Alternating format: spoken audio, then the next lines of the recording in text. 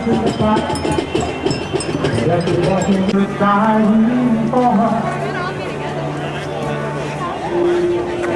the people on the ground of the water,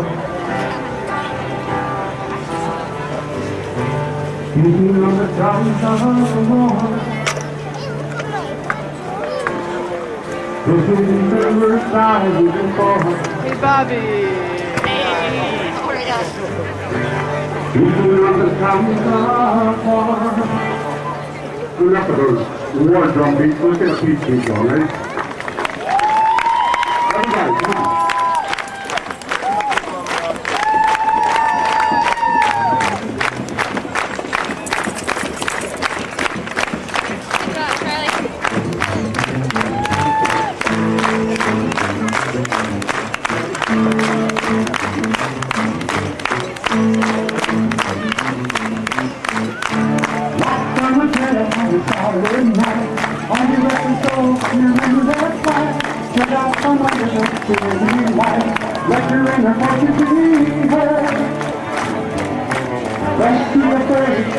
And fight.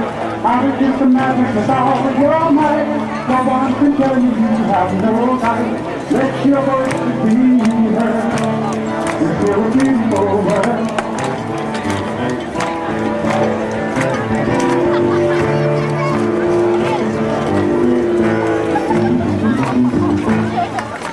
And I know we can make it better. Still time, so we still care.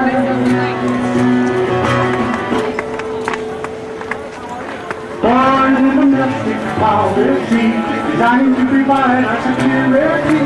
Take away our freedom and our liberty. It even worth dying for.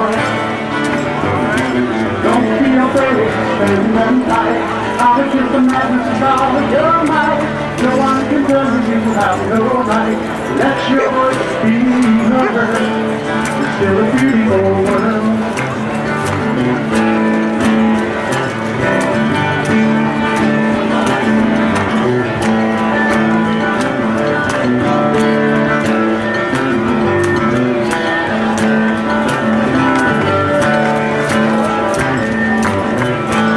It's still a beautiful world.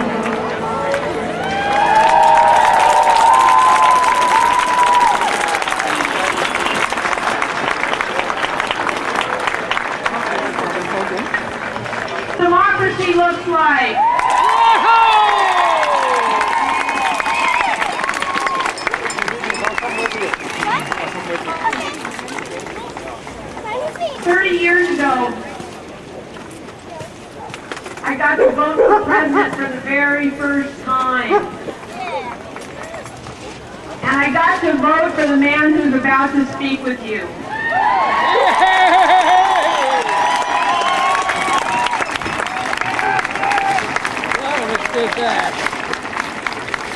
It was an amazing time to actually have a choice. A real choice, someone who stood for peace, for justice, who lived it, who was displaying it in his choices in the Senate. This is a remarkable human being, a wise elder. Let's listen now to George McGovern.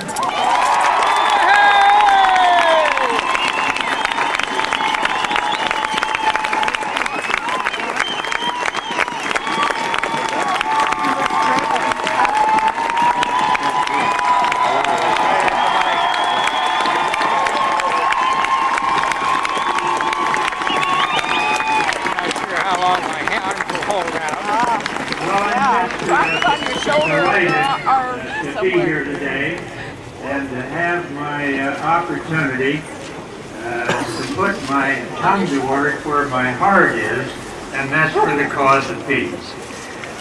We are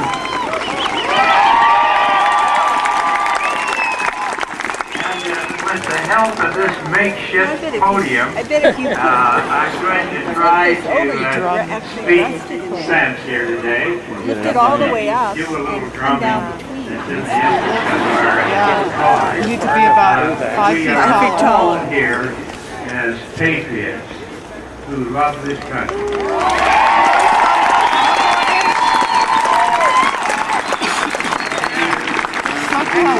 Care deeply. Need to get it from over here. Beautiful land. Land of the Pilgrim's Pride. Land where our fathers gathered. From every mountainside, let freedom ring.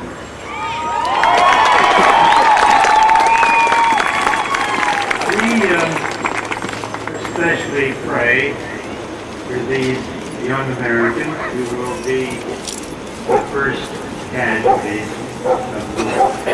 They're now gathered by the tens of thousands in their battle stations around the Persian Gulf. And we pray for the long-suffering people of Iraq and their young soldiers who have the misfortune of living under a brutal dictator. Years ago, speaking of another time and place, the poet said of young men about to join battle, theirs is not the reason why. Theirs is but to do or die. But we do have the chance, the reason why.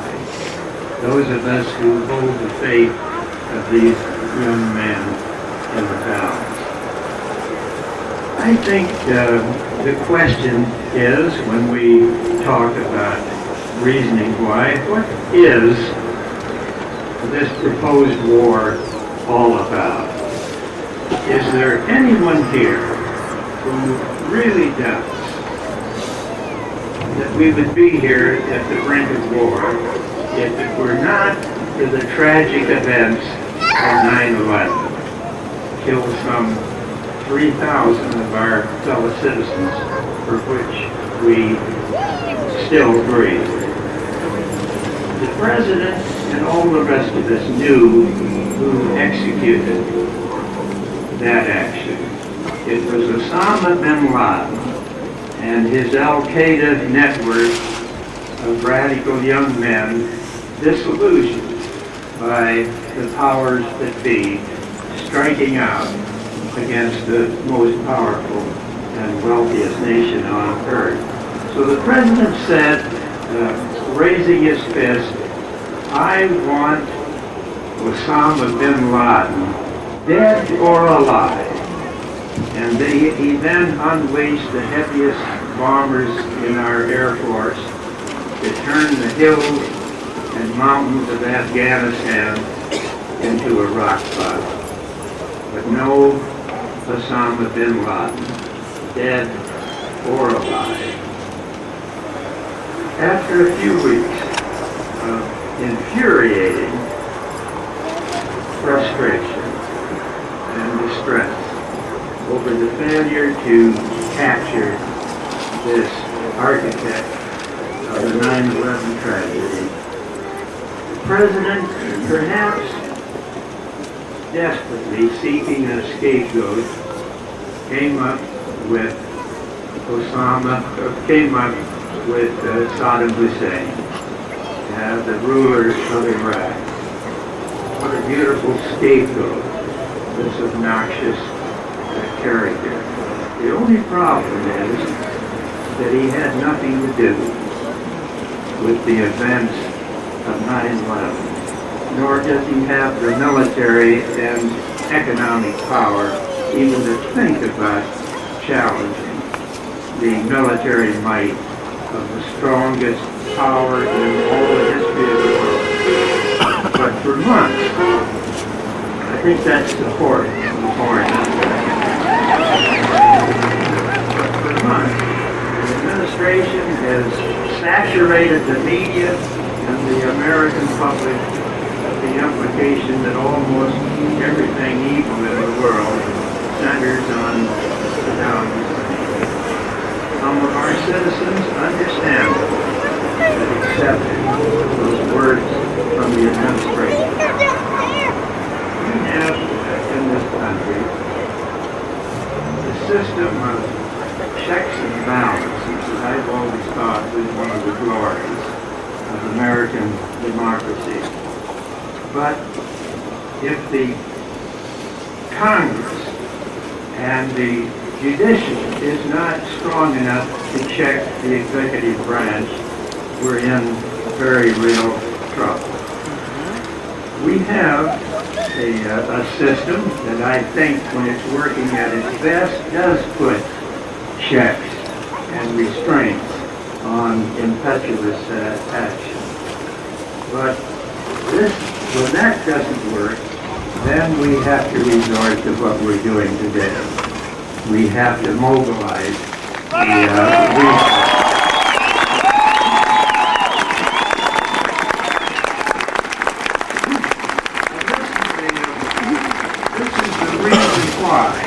Hundreds of thousands, perhaps millions of Americans are gathered all across this country today doing what we do, trying to save the lives of young people in a needless war. I also think we ought to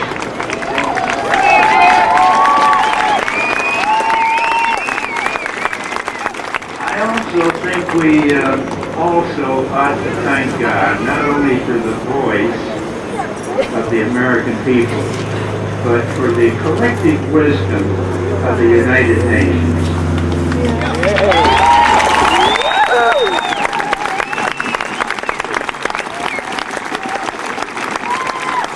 The great Thomas Jefferson opened the Declaration of Independence with an appeal to his fellow citizens to show a decent respect to the opinions of mankind. What is that opinion? Recently, former President Carter called our attention to a poll conducted by the European edition of Time magazine, in which several 100,000 Europeans, all the way from Ireland across to Poland and Czechoslovakia, were asked this question: which nation poses the greatest threat to peace in the year 2003? 7% said Iraq, 8% said North Korea, 84% said the United States of America. I think that's sad, that the country that you and I have believed all of our lives was the greatest country on earth is now regarded as a bully, is now regarded as arrogant and careless about war. Some years ago, Will Rogers said, his usual terse way, the only thing I know is what I've read in the newspapers. I read the Missoulian every day when I'm here and not in my home state of South Dakota. So, in the spirit of Will Rogers, give me a couple of minutes to look at the Saturday edition of the Missoula. Here are the headlines. U.S. given little support at UN. Good. Here's the UN in our country. We're the hosts. We had more to do with its birth than anybody else. Franklin Roosevelt, Eleanor Roosevelt, the Republican candidate for president in 1940, big man, Wendell Willkie. All these other Americans gathered to make sure we wouldn't have to go through another trial like World War II. And we got the honor of hosting the United Nations. And here's this headline. The U.S. has little support at the United Nations for the war we are proposing. May I read one or two short paragraphs? In a dramatic showdown, major powers rebuffed the United States in the United Nations Security Council on Friday and insisted on more time for weapons inspections after top UN inspectors failed to give Washington the ammunition it needs to galvanize support for military action. What really is the rush into this war? And we have several hundred of the world's leading arms experts trying to assess what the situation is in Iraq. Why not give them time to do their work?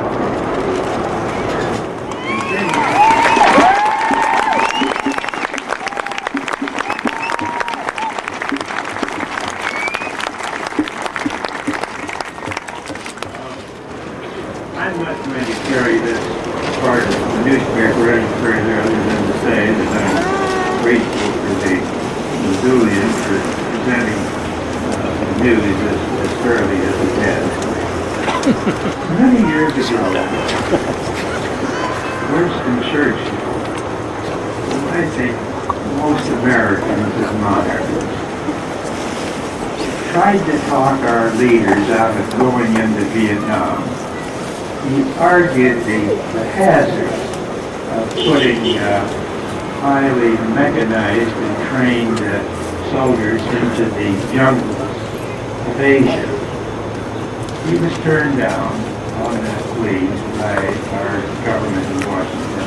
And he said sometime later, the only thing certain about war is that nothing is certain about war.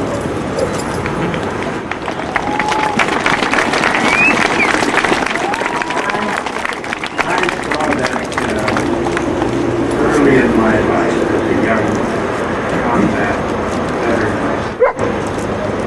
Coming back to the United States a few years later, President Truman ordered American troops into Korea. I think the President sincerely told us that he thought it was just a brief police action. It would be over in a matter of days or weeks.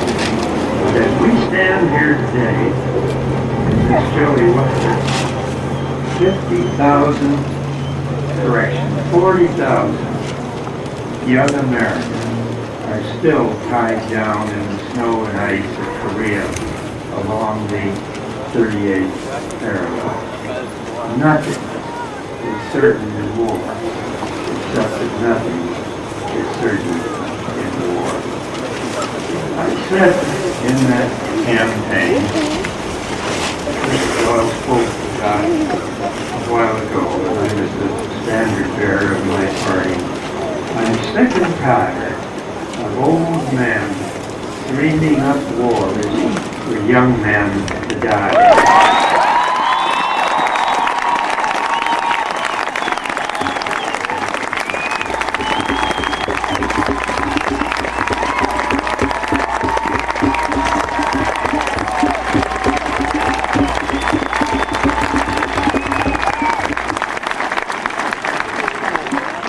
Half of the crews, bomber crews that I flew with in World War II, and I might add, I'm proud of that service. It was necessary that we smash nuclear war machines to save our civilization.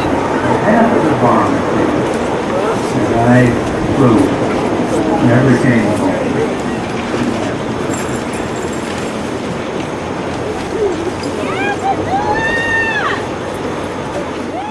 Today I still see the image of a bomber loaded with bombs, loaded with high-octane gasoline, loaded with 10 young men, taking off a few minutes after we were laughing together over breakfast before dawn, crashing on takeoff, and their bodies reduced to tiny pieces of flesh.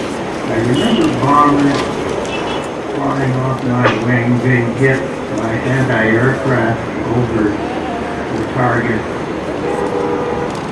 catching fire, exploding, falling to the dirt on enemy territory, no parachute. One does not forget the thing.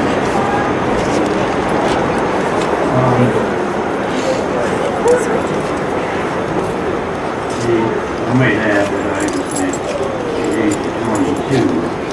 I was a grad when I had lost my tour. And I was 19 at so when I hear the brash war cries of our young and I think well-meaning president, inexperienced, filled with the sense of power that comes to the commander-in-chief of this country. As I hear those brash words from this man and the Vice President exchange and the Secretary of Defense John Rumsfeld on the rights of national security measures, and I know that I'm hearing the words of people who've never been near a battlefield.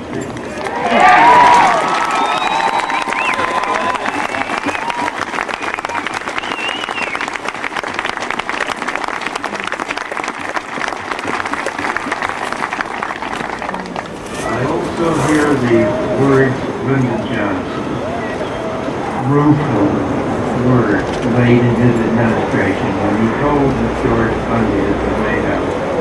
It's awfully easy to get into a war. It's sure as hell hard to get out.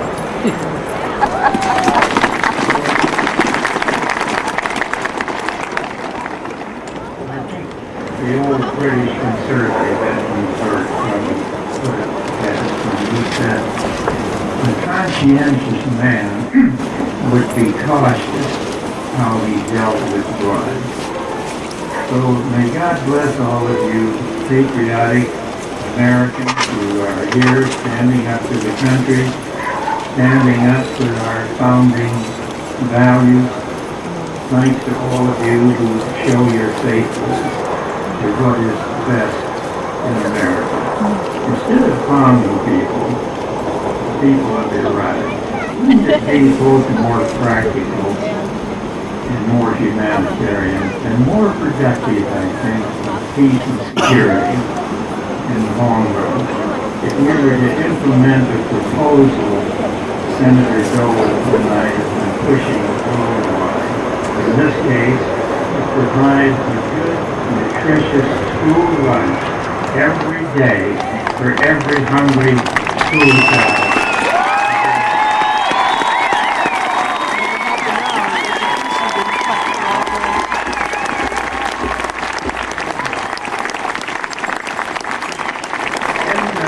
In conclusion, Nancy asked God Almighty protect and guide us by thy light, great God, our King. Driving here today from Victor and Stevensville, I missed both Sunday school and church. I have to confess, it's not the first time. So, as penance, I'm going to sing for you a little song that I learned as a child. And I guess I can get by without pounding the drums. I'll do my best, although I don't claim to be a vocal. It goes something like this, and I hope the non-Christians who are here today, and people from other faiths, or people without religious faith, will accept the thought behind this little song that I learned so many years ago from my Methodist preacher father. It goes something like this. Jesus loves a little children, all the children of the world, red or yellow, black or white, they are precious in His sight. Jesus loves the little children of the world, and so do we.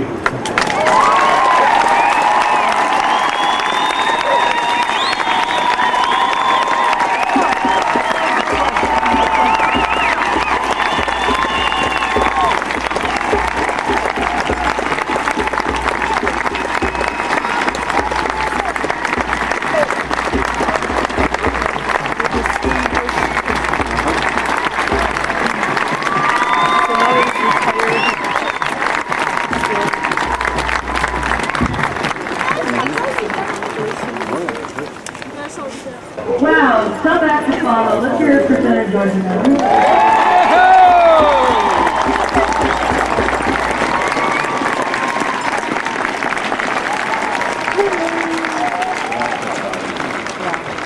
What an honor to be here with you and to follow him. And this is very exciting. You all look incredibly beautiful. Can everybody hear? People in the back, can you hear? On the bridge, can you hear? You can hear, but people in the back can't hear. Is that right? Anything we can do to get the speakers up, I think, would be good. So I'm going to go ahead and sing this because I can't really deal with all that right now. But I just wanted to take a poll. I didn't get to be here with you on January 18th when you made that beautiful peace sign. I was in Washington, D.C. though, and I saw it in the New York Times the next day.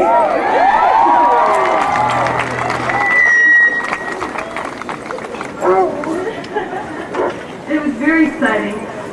But you know, I did end up actually seeing El Presidente when I was in Washington. I happened to be near the White House when he came down in his chopper from above, and it was really intense. I realized as I saw him and shouted with a bunch of people, "No war, no war," hopefully within his hearing, how much anger I have right now and towards him in particular. And it was actually kind of scary to me to feel my body shaking so intensely with this anger.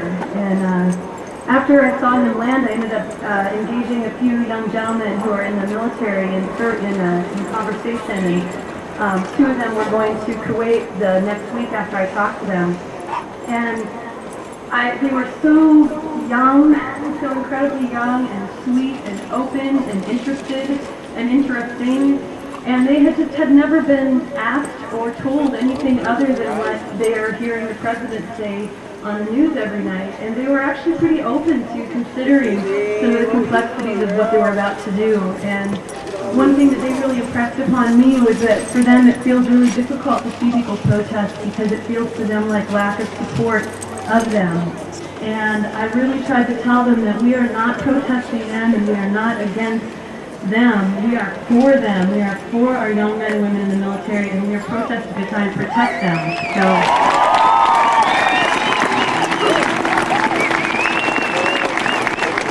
So anyway, I'm gonna sing two songs, and this first one is kind of, I want to send it out to those four young boys that I talked to, and to the president, and to myself, which is just, it's really an attempt to try and gain some inner peace in the midst of all this anger. And after that, I'll try and sing one that hopefully will make you laugh. So. This is called Prayer to Mama God. Dear Mama God,